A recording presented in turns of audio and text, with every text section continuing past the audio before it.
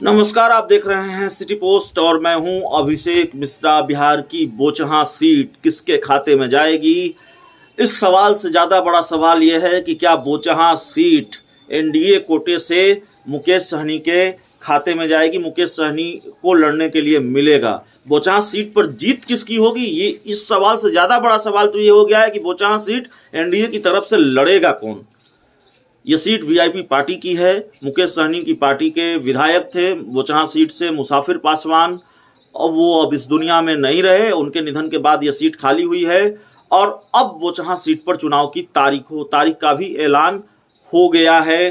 24 मार्च नामांकन की अंतिम तारीख है और 24 मार्च से पहले तस्वीर साफ हो जानी है। लेकिन तस्वीर तकरीबन साफ है, उसके लिए 24 मार्च का भी इंतजार नहीं करना पड़ेगा। अब मुकेश सहनी जो सीधे बीजेपी से मुखालफत मोल ले बैठे हैं या बीजेपी की सीधी मुखालफत कर रहे हैं, उन्होंने एक तरह से चैलेंज दे दिया है बीजेपी को कि जिसको लड़ना है लड़े।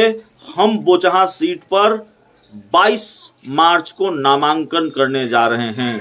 तो मुकेश सहनी ये सीट लड़ने जा रहे हैं, चाहे वो सीट एनडीए कोटे से मिले, चाहे उनको अकेले लड़ना पड़े।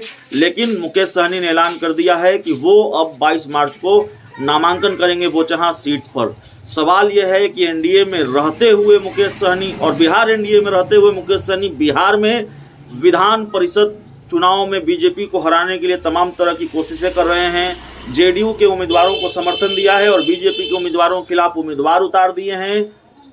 बोचहां सीट पर आमादा है। एनडीए की तरफ से कोई आधिकारिक ऐलान नहीं हुआ है, लेकिन मुकेश सहनी एक तरह से बगावती सुर में बोल रहे हैं कि हम बोचहां की सीट पर अब नामांकन करने जा रहे हैं। तो गठबंधन की तरफ से आधिकारिक ऐलान से पहले मुकेश सहनी ने ऐलान कर दिया है कि हम नामांकन करेंगे 22 मार्च को। तो जाहिर है मुकेश सहनी के तेवर क्या हैं और मिजाज क्या है वो बताने की जरूरत नहीं है। बीच बीच में वो लालू तेजस्वी का गुणगान भी करते रहते हैं, तो ये संकेत भी देते रहते हैं कि हमारे पास दूसरे विकल्प भी मौजूद हैं। आपको याद होगा कि मुकेश सहनी जब उत्तर प्रदेश का विधानसभा चुनाव लड़ रहे थे तो बीजेपी के कई नेताओं ने कहा था, और उसमें सबसे चर्चित बीजेपी के सांसद अजय निषाद का बयान कि अगर उत्तर प्रदेश का मैदान नहीं छोड़ा, योगी जिंदाबाद मोदी जिंदाबाद नहीं किया तो बोचहां की सीट भी जाएगी, मंत्री पद भी जाएगा और एनडीए से बाहर का रास्ता भी दिखा दिया जाएगा।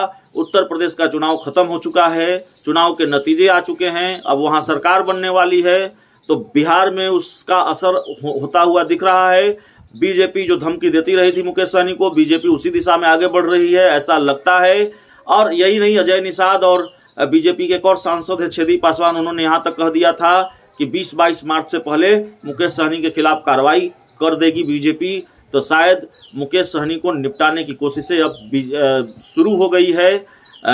कई बार चुप्पी नजर आती है और कई बार बीजेपी मुकेश सहनी को लेकर काफ़ी आक्रामक हो जाती है, मुखर हो जाती है। और ऐसा लगता है जैसे मुकेश सहनी भी अब ये खेल समझ चुके हैं, इसीलिए उन्होंने ऐलान कर दिया है कि वो नामांकन करेंगे। शायद मुकेश सहनी को ये अंदेशा हो गया है कि बीजेपी बोचहां की सीट उन्हें नहीं दी जा रही है। और जो जानकारी है वो जानकारी यह भी है कि बीजेपी वहाँ से बेबी कुमारी को चुनाव लड़ा सकती है। तो इस पूरी खबर में इतना ही, इस पूरी रिपोर्ट में इतना ही। बहुत बहुत धन्यवाद।